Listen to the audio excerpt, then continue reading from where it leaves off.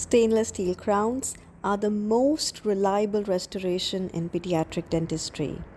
And Hall's technique is a novel method where you can manage caries primary molars without local anesthesia, without caries removal, or any tooth preparation whatsoever.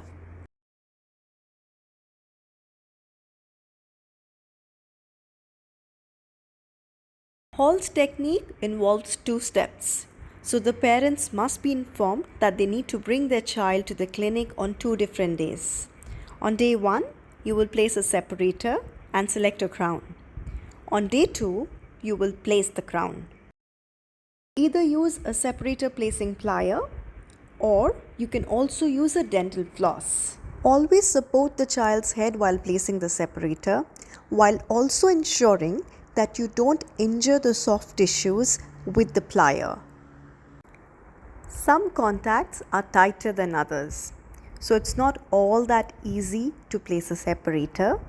In these cases, you will have to gently wiggle it a little to pass it below the contact area. It might need a little adjustment with a sharp instrument. In case you don't have a plier, or in case a child is scared of instruments, you can use a dental floss to place separators. You can either floss it between the teeth or you can try to wiggle it down the contact area.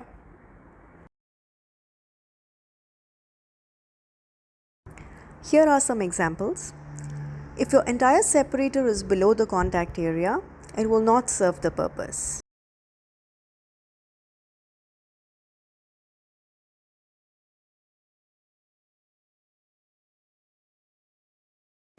Ideally, you should select the crown on the first day itself. This will save you time on the final appointment.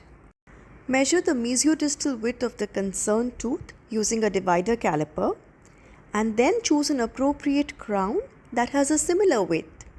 Remember, we want to use the smallest fitting crown.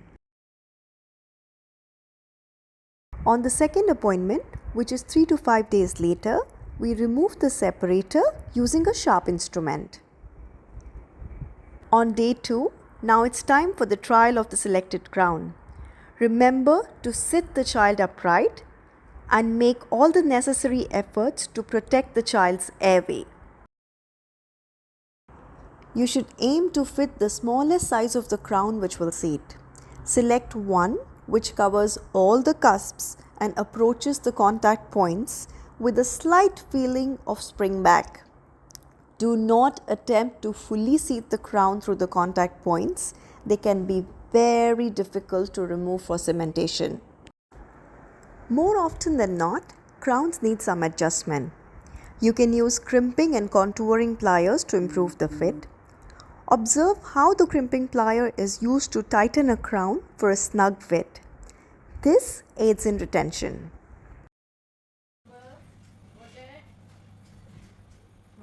If you hear a snap sound during the final fitting of the crown, it's most likely a good fit.